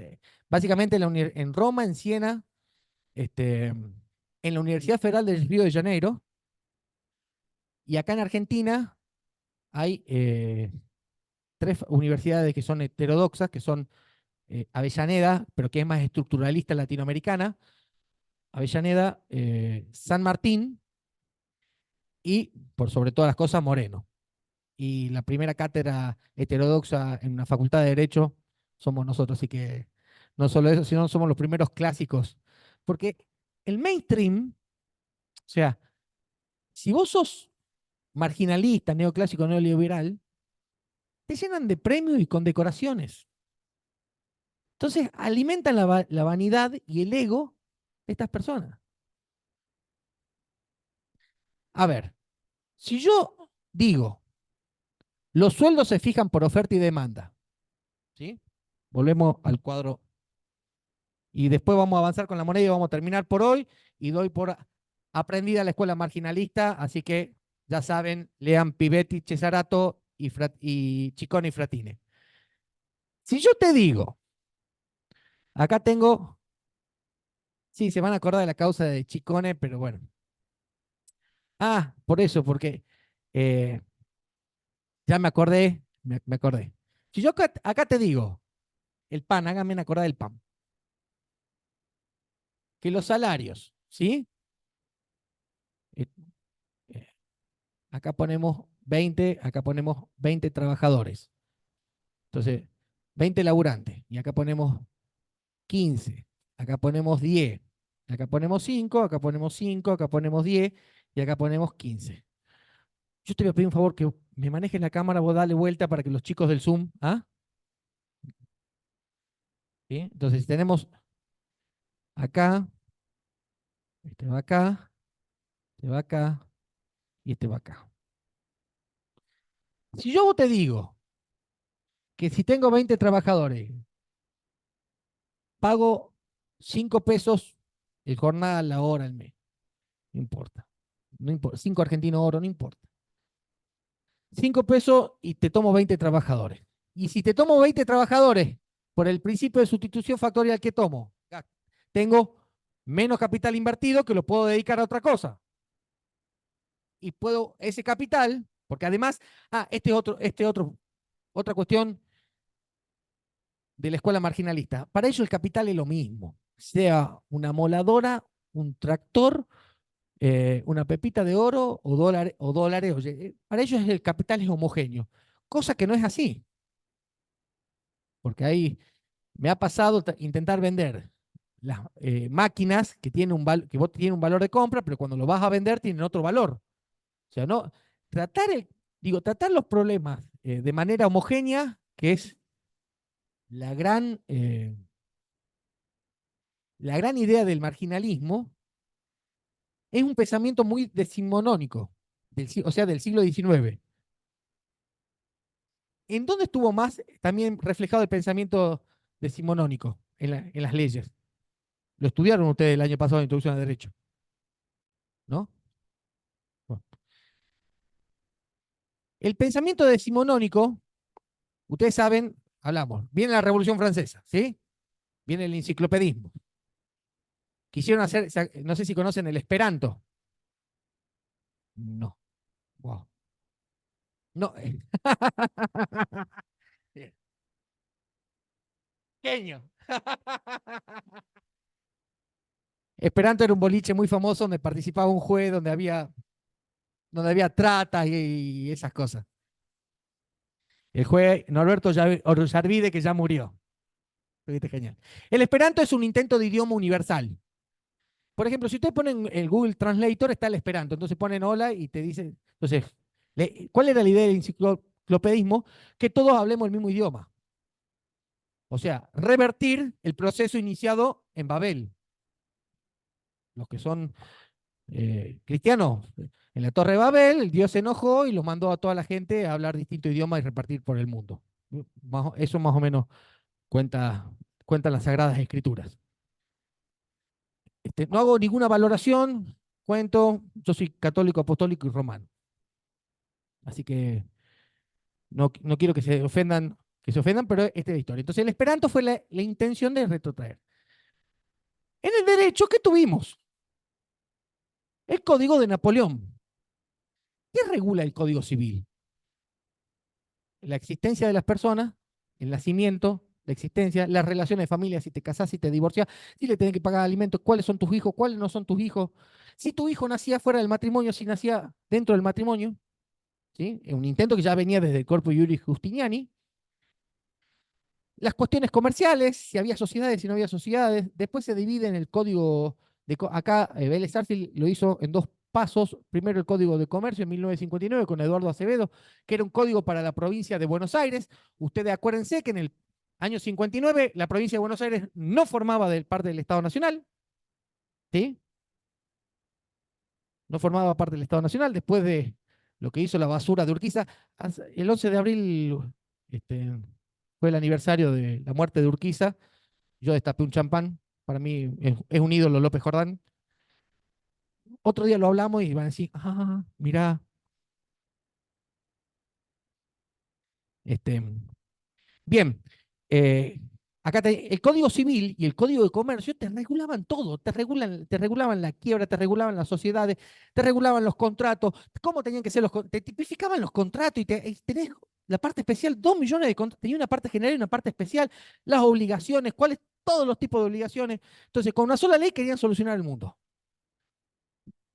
1871 entró en vigencia el Código Civil. 1870 aparece el marginalismo. O sea, la movida mundial era tratar de tener una teoría del todo. Una teoría del todo. Pero era el ambiente filosófico de la época. O sea, yo no digo que sean buenos o malos.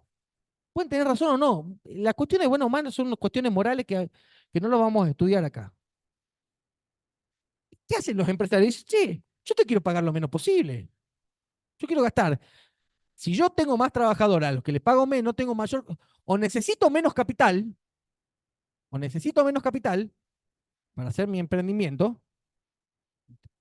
Por lo general, usted ve que las pymes son muy intensivas en mano de obra y las grandes industrias son muy intensivas en uso de capital. Lo contaba en la clase anterior. Xiaomi, la empresa esta de celulares, se puso a fabricar autos. Te saca un auto cada 76 segundos. Ese es más o menos el promedio. Busquen, porque además son divinos los autos. Estos autos eléctricos que vienen, los chinos vienen por todo. Los chinos vienen por todo porque hace 20 años que vienen planificando su economía. Este, bueno, ya lo vamos a charlar cuando hablemos las ideas clásicas. Pero tienen 40 trabajadores. Entonces, son muy intensivas de capital.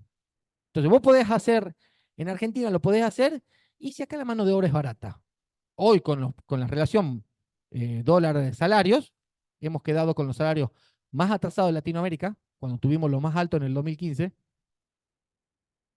Tuvimos en el 2015, eran los salarios más altos de Latinoamérica, y toma el dólar que quiera, ¿no? El blue, el light blue, el black, el green, el que quiera, y hoy tenés los salarios más bajos de Latinoamérica.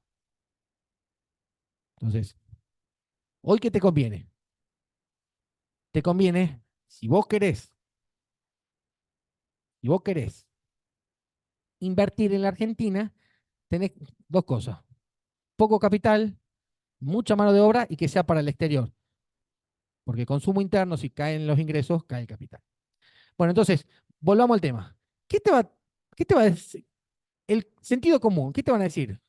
El empresario va a poner plata en sus canales de televisión o directamente los compra, como el caso de Vila, del Grupo Clarín, para que vayas a decir esto. Porque decir cómo es la realidad, que la distribución, ¿sí? Que la ganancia es igual a la ganancia bruta multiplicado por 1 menos W, que es el salario. Esta es la fórmula del conflicto. Digo conflicto no de la pelea, sino de la puja distributiva. ¿Sí? Si no saben esta ecuación, no van a terminar no van a aprobar la materia, ¿no? De ya les digo. Tienen que saber y entender esta ecuación. ¿Sí? Sí, esto está en el punto 30 del libro de Rafa y está en los libros de Cesarato y Pivetti, pero es una idea de Rafa. ¿Qué es lo que te dice Piero Rafa? Te dice, que, miren acá, este es el marginalismo, esta es la escuela clásica. En el marginalismo, nosotros, por la interacción de la oferta y la demanda, podemos determinar el salario, un precio. Es una incógnita, sí, pero la podemos determinar naturalmente, naturalmente, a través de la interacción de la oferta y demanda de trabajadores. ¿Sí? Sí, por eso. Pero el punto de equilibrio está, estos son 4 puntos de equilibrio distintos. Por eso la curva tiene pendiente negativa. Son 4 puntos de equilibrio son 4 puntos de equilibrio distintos. Les calienta 3 carajos si el punto de equilibrio es este. Te quedan 15 desocupados. Y son desocupados voluntarios, porque no quieren trabajar, no quieren o sea, porque no quieren tomar empleados por encima de este salario. Entonces, cuando te bajo el salario, tengo más empleados. Entonces, por eso, la propuesta de los marginalistas, la propuesta de los marginalistas es la flexibilización laboral y la baja del salario. Y ustedes me dirán, Juan Justi, ¿qué carajo tiene que ver con eso con el derecho? ¿Qué carajo tiene que ver con eso con el derecho? Entonces, ustedes van a ir a Infoleg, van a agarrar el DNU 70/23, van a agarrar el capítulo 4 y van a ver cómo, que está frenado por la justicia, cómo el modelo es este. ¿Por qué? Porque no quieren el modelo del conflicto. Porque en el modelo del precio natural, el salario se determina naturalmente por la interacción del juego y la demanda. Y en el modelo clásico, que es del conflicto, se determina por paritaria. Y para tener paritarias, ¿qué tenés que tener? Tenés que hacerle un paro. Porque si uno le hace paro, la empresa te dice, te pago el salario de hambre. O lo que decían, el salario, es más, en la época marginalista, y es una de las grandes críticas de Carlos Marx, te pagaban el salario para vos y para que tu hijo te reemplace eventualmente en la fábrica. Por eso había desnutrición, por eso había mortalidad, por eso había... ¿Cuándo?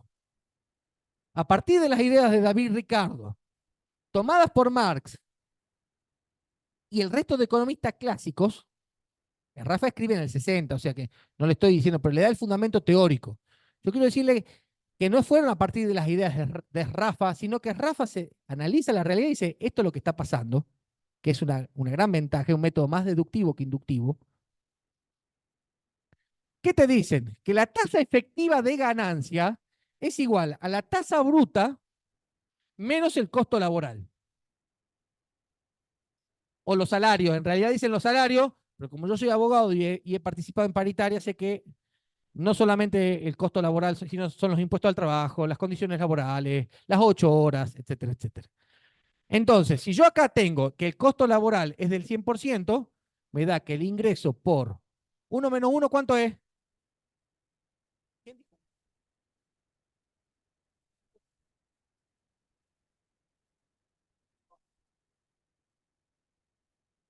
Por 0, ¿cuánto es?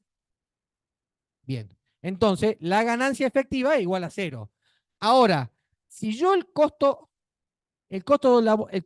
laboral, salario, condiciones, etcétera, etcétera, lo pongo en 0,1, 1 menos 0,1, ¿cuánto es? 0, no, 0,9. Yo le dije a Marcos, que no me va a dejar mentir, le dije, che, pongamos análisis matemáticos en... Por lo menos lean los libros de Paenza. Entonces, R por 0,9 es el 90%. Ahora, una ganancia del 90% a una ganancia, supongamos que esto es 0, no hay ganancia de 0, pero que esto es 0,9 a una ganancia del 10%, ¿sí? En el ejemplo anterior, Y este valor es exógeno, no está dado naturalmente en el sistema, sino viene por fuera. ¿Y por qué viene por fuera? Porque se sientan los empresarios, los trabajadores y negocian cuál es el salario. No es un valor dado que surge del sistema. ¿Sí? Por lo general, la escuela marginalista es todo endógeno y por lo general, para la escuela clásica, todo es exógeno, excepto el dinero. En el dinero se invierte. Y esto va a ser tema de final, porque ustedes van a salir de acá y van a entender el circuito monetario. Porque entendiendo el circuito monetario van a entender el sistema tributario. Si no, no van a entender el sistema tributario si no entienden el circuito monetario. Porque ¿con qué se pagan los impuestos? Con plata, con dinero. Entonces, para que ustedes entiendan la 628, ¿no es cierto?, de ganancia, ¿no? Para que entiendan el IVA y los porcentajes y todas estas cosas, 2 segunditos, tienen que entender el circuito monetario, que es lo que vamos a empezar a ver ahora un ratito, pero yo les juro que el que no entiende el circuito monetario no va a aprobar la materia. Sí. W es un dato exógeno, puede ir de, de 0 a 1 en cualquier rango, en ese infinito de posibilidades, porque ustedes saben que la sucesión numérica es infinito y hay dos infinitos. El infinito, o sea, C1, 2, 3, 4, 5, 6, hasta pero también entre dos números enteros, también hay infinita cantidad de posibilidades. Lo sabían, ¿no? O sea, ustedes tienen 1, 2, infinito, pero entre 0 y 1, acá, también tienen infinita cantidad de posibilidades. Porque siempre puede poner un número más. Es como la empanada, siempre puede comer una empanada más. ¿Ah? Unita más, ¿qué te hace? Los changos con la cerveza en el tercer tiempo. ¿Ah? Bueno, entonces, si yo creo en la cuestión natural, en el marginalismo, creo que el mercado del trabajo se regula así. Si soy de la escuela clásica, creo que sí. Y lo que te decía del pan, nosotros somos el país de Latinoamérica que más pan consume. Porque nosotros venimos de Italia y España. ¿Sí? La gran mayoría de los argentinos somos descendientes de italianos y españoles. ¿Sí? Y si no somos descendientes genéticamente, ¿sí?, o biológicamente, somos descendientes culturalmente. ¿Porque qué idioma estamos hablando? Yo no estoy hablando italiano. I don't speak English in this. ¿Hablo portugués? Leo 4 idiomas, hablo 3. Aparte aparte del castellano, por eso. Este, sí, tengo mucho tiempo al pedo. El costo de la libertad es la soledad, así que. Pobre. ¿Ah? Bueno, entonces, bueno, sí, hay que hacer siempre. Bueno, por ejemplo, si nosotros determinamos que los salarios se determinan por leyes naturales a través de la oferta y la demanda, los salarios van a tender a la baja.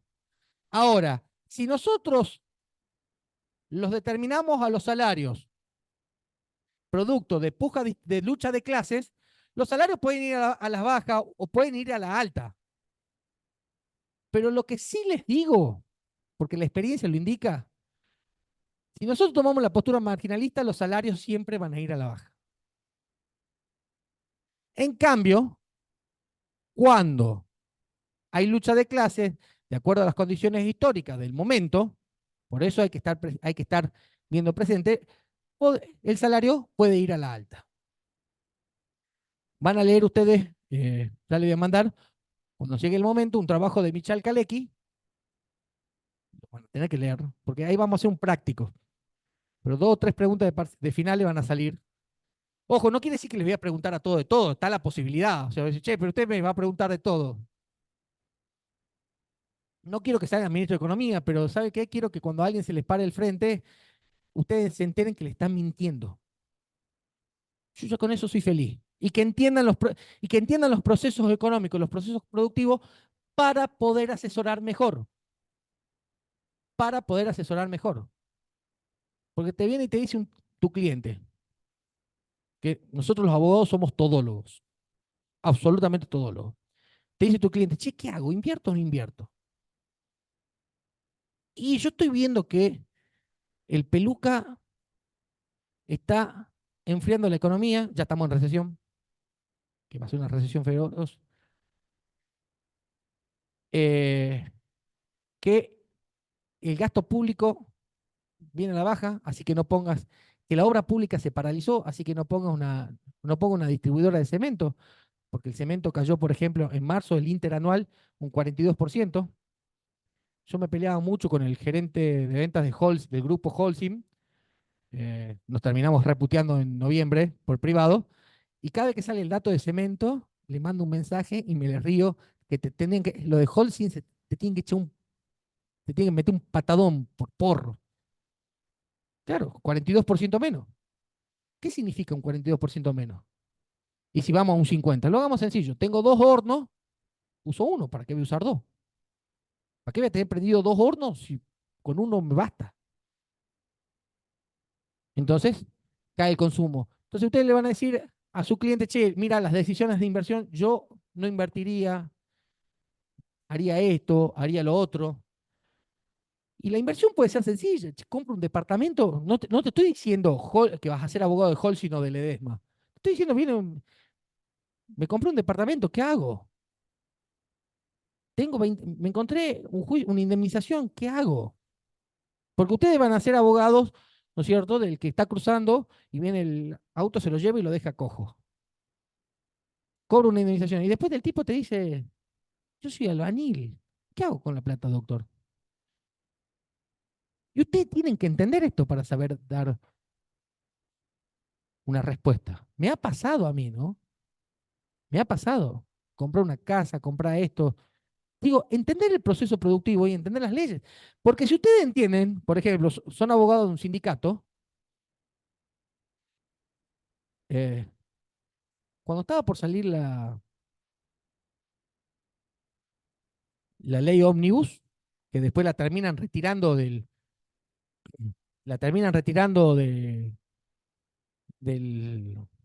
no, del recinto ahí de la Cámara de Diputados. Sago dice, no, bueno, la retiramos, pero ya está aprobada en general. No había leído ni el reglamento. Ayer lo echaron del bloque al diputado Oscar Sago, del Movimiento de Integración y Desarrollo. Por Dios, el MID lo fundó Frondizi y Frigerio. Si se llega a enterar que el MIDE hoy está con el Peluca, porque son estructuralistas ideológicamente. Pero había 20 abogados de la CGT empezando a hacer amparos para frenar la ley ómnibus. Che, capaz que... Y uno de esos abogados es jujeño, ¿no? Un gran abogado laboralista, el doctor Nicolás Gualchi. Estaba en Buenos Aires, lo llamaron de emergencia, porque estaban escribiendo y... Entonces cuando vas a hacer un fundamento, vos tenés que decir, ¿por qué eso no va a resultar? ¿Por qué eso es inconstitucional? Y la economía también te suma. Y te hace ver otras cosas que otros abogados no ven. Yo siempre le digo a Marco que qué pocos que saben los abogados de economía y qué poco que saben los economistas de derecho. Le doy un ejemplo. Volvamos al DNU 70. Derogaron una ley derogada. La ley de alquiler, derogaron la ley, les juro por Dios, uno de los primeros actos de gobierno de Javier Milei fue derogar una ley derogada. ¿Qué puede malir sal de eso? Se lo juro por Dios, no lo estoy mintiendo. La ley de alquiler. Bueno, vamos con la moneda y vamos a cerrar la clase porque le di muchísima información. ¿Ah? Muchísima información. Para los marginalistas, me están grabando porque si no yo a los marginalistas le pongo siempre un calificativo. A mis amigos cuando los quiero bardear, le digo, vos sos un marginalista del... Para la escuela marginalista, la moneda es exógena. ¿Sí? Y para los clásicos, la moneda es endógena. Hay marginalistas que creen que la moneda es endógena. Lo que no hay es clásicos heterodoxos que crean que la moneda es exógena. Por ejemplo, el Banco de Inglaterra cree que el proceso de creación de moneda es endógeno propio del sistema. Sabemos que endógeno está dentro del sistema, es un dato que surge del sistema, ¿sí? Y exógeno es que viene de afuera. ¿Sí? Entonces, los salarios vienen de afuera, vienen por una lucha, se sientan tres tipos por la patronal, tres tipos por el sindicato, hay un árbitro que es del Estado y se ponen a pelear. Dame esto, dame lo otro, no, pero subió. Son divinas las paritarias. A mí me tocó pelear paritarias. Acá se pelean paritarias, por ejemplo, los ingenios azucareros, cada gremio pelea su paritaria. Se ponen de acuerdo, che, ¿cuánto vas a pedir vos? Alguna vez quisimos con el ex secretario general reflotar una entidad gremial que se llama la Federación Azucarera Regional, que nuclea los ingenios del norte argentino, o sea, los jujeños y los salteños, porque los tucumanos tienen otra técnica de producción. En Tucumán, y esto, por ejemplo, ¿qué les puede pasar, no? En Tucumán, la caña de azúcar, salvo el caso del ingenio Leales, que es de la familia Budeguer, regalaron, le regalaron acá, le regalaron un ingenio azucarero, ¿sí? Y si quieren, se lo discuto a cualquiera, al mismo Lucho Budeguer se lo discuto. Hice presentaciones judiciales, nos sacaron cagando. Nada. Porque el Poder Judicial, usted tiene que saber que el Poder Judicial es una estructura de legitimación de las clases dominantes. El Poder Judicial no está para hacer justicia. Olvídense. El que crea eso, olvídense. Cuando Dante Alighieri entraba al infierno de la mano de Virgilio, en la Divina Comedia, ¿qué decía en el canto tercero el dintel de la puerta del infierno? ¿Le hicieron la Divina Comedia en el secundario? Wow. Lasciate voi che entrate ogni speranza. No, italiano. Dante, el padre del italiano. Dejen ustedes que entran al infierno toda esperanza. Chicos, tenemos el pesimismo de la razón, pero el optimismo de la voluntad. ¿Sí? Yo le voy a dar muchos datos pesimistas, pero estoy acá enseñando en la educación pública sin presupuesto. Todavía no tengo ni legajo en la. Es más, no tenía ni el CIU guaraní, no podía entrar al aula virtual. Cuando me dejaron entrar a la virtual, ¿qué dicen? Los atosigué. ¿Entienden? Era la ansiedad. Porque tengo el pesimismo de la razón, pero el optimismo de la voluntad. Y espero poder contagiarle ese optimismo. Y también espero contagiarle el pesimismo de la razón.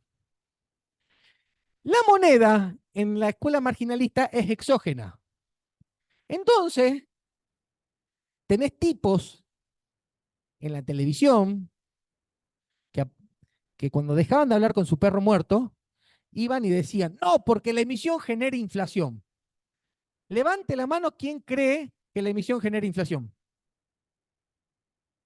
La emisión monetaria es la causa de inflación porque Conan me dijo que la única causa de la inflación es la emisión monetaria. Levante la mano quien cree que la emisión genere inflación. Como vos quieras, ninguna emisión tiene respaldo.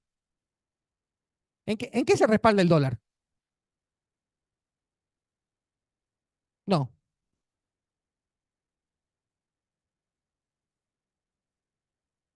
Dinero fiat se llama. O sea, dinero creado. ¿Saben qué se respalda? Estados Unidos tuvo el patrón oro hasta el 71. ¿Sí? Se respaldaba en el oro. Entonces había tantos dólares, De hecho, las monedas de 25 centavos, el quarter, era de plata. O sea, si vos tenés una moneda de plata emitida antes del 70, una moneda de 25 centavos de Estados Unidos de plata, de 25 centavos de dólar, era de plata. Estados Unidos respalda su dólar en 11 portaaviones. Sencillo. Claro. Los marginalistas creen que la moneda es exógena, que la emisión, y el corolario de eso es que la emisión genera inflación. ¿Qué es la inflación? La suba de precios. Ahí estamos todos de acuerdo. La inflación es la suba de precios. Lo que no estamos de acuerdo es la causa. El que me dice que la emisión genera inflación no aprueba nunca más en su vida. Y me encargo de perseguirlo y que no aprueben ninguna otra materia. La emisión no genera inflación. ¿Sí? Sí, exacto, exacto. ¿Qué es lo que tenemos que hacer? Lo que pasa es que tenés un límite. Tenés un límite para eso. No es al infinito, pero no es la causa de la emisión. Keynes, en su tratado, la teoría general, yo le voy a dar el número no porque sea pedante, sino porque lo he discutido tantas veces que en la página 262 de la edición del Fondo de la Cultura Económica, te explica cuál podría llegar a ser un supuesto que la emisión genere inflación, que es cuando estás a plena producción y le inyectás exógenamente por una decisión política, exógenamente por una decisión política, le inyectás dinero. Los clásicos sostenemos que la emisión es endógena, que el sistema genera emisión para que genere, para que funcione. Yo le hago alguna pregunta. ¿Alguno de ustedes alguna vez en su vida firmó un cheque? Vos emitiste. Y le hago otra pregunta. ¿Alguno de ustedes pagó con tarjeta de crédito? Todos emitieron. Así que son todos culpables. Porque es una. Porque vos compraste el servicio, compraste este libro, le pasaste un plástico, no tenías la plata, no tenías respaldo ninguno, porque vos no sabés si vas a poder pagar al fin de mes la tarjeta. Y te llevaste el servicio. No, no necesariamente. Porque si vos no sabés si te morís, si te echan, si te pagan el sueldo, vos creés. Pero vos no pagaste con plata, vos pagaste con una promesa de pagar. Si libraste un pagaré, libraste un. Hay un video. No, el débito es otro, funciona otro sistema porque hay una transferencia es como si fuese plata, ¿sí? Pero el crédito no. Hay un video basado en una idea de Michel Kalecki de los tres chiflados. De los tres chiflados, ¿sí? Necesito dos colaboradores. Dos colaboradores. Dos colaboradores, vengan, vení vos. El video lo pueden buscar en YouTube, pero el video es así. Lo que pasa es que no tenemos. Ah, al frente de la cámara, sí, sí, sí, al frente de la cámara. Acá, lo ponemos en la cámara. Yo tengo una deuda de 2.000 pesos, ¿con tu nombre es? ¿Y el tuyo? Maggie. Yo tengo una deuda de 2.000 pesos con Maggie. Maggie tiene una deuda de 2.000 pesos con ella, ¿sí? Y ella tiene una deuda de 2.000 pesos conmigo, ¿sí? Los tres nos debemos 2.000 pesos. Te pago 1.000, ¿cuánto te debo?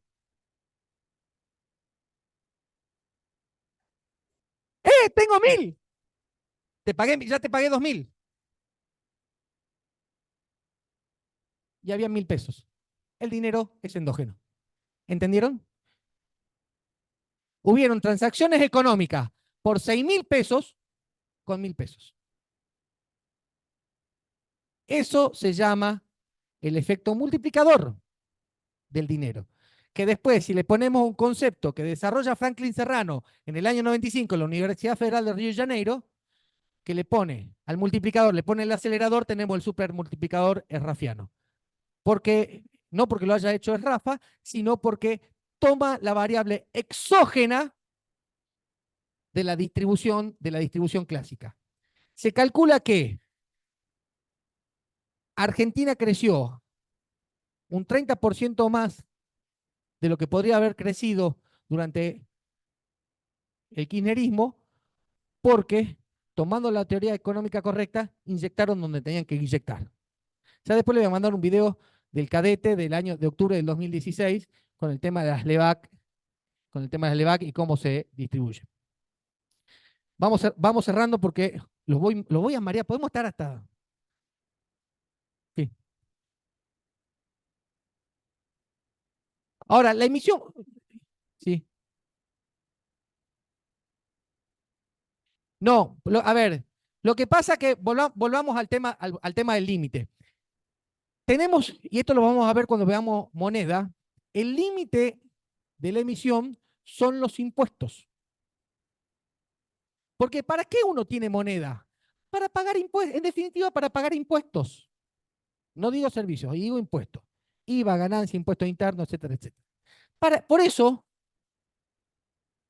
bueno, acá no, porque este era un hornero, pero por lo general las monedas antiguamente tenían la cara del rey. ¿Qué dijo Cristo en el templo? Dadme una moneda, dad al César lo que es del César y dad a Dios lo que es de Dios. Tenía la cara, porque era para pagar impuestos. Entonces, la emisión siendo endógena, ¿sí? Que está basada en los impuestos, por eso hay que tener una buena política tributaria, los países que mejor índice de bienestar tienen son los países cuya presión tributaria es mayor. ¿Por qué? Porque puedo movilizar más recursos. Si yo tengo más impuestos estoy hablando, no me confunda, el que me diga que la luz es un impuesto, 3 años fuera de la materia, seguro. La pregunta, sí, vamos a estar pimponeando y te tengo que agarrar, por ejemplo, ¿cuánto es 1 menos 1 menos 1? 1, va y vuelva. La política tributaria es fundamental para el sostenimiento del ciclo monetario. Y la moneda es fundamental para los precios y para todas estas cosas y para el bienestar. Entonces, los marginalistas creen que la moneda es exógena y la emite el Banco Central.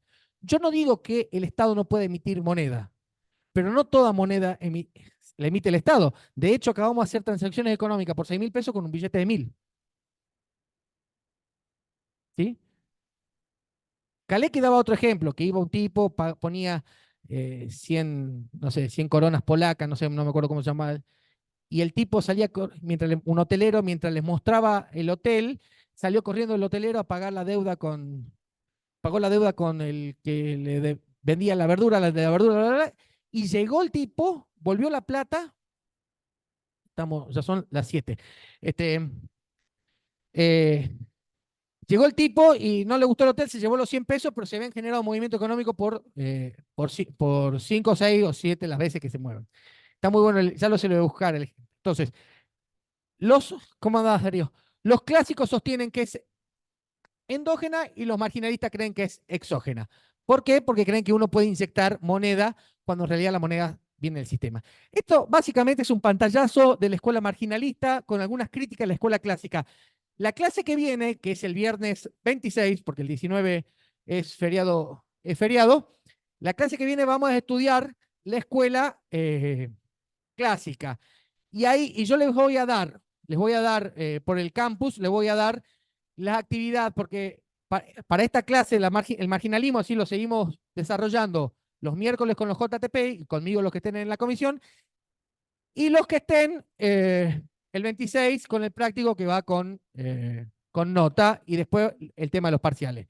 Estudien todo, lo que yo no di, no importa, está. Si está en el programa, los abogados decimos, lo que no está en el expediente no está en el mundo. Lo que está en el programa es lo que está en el mundo. Así yo no lo haya dado. Muchísimas gracias, buen fin de semana y nos vemos la semana que viene.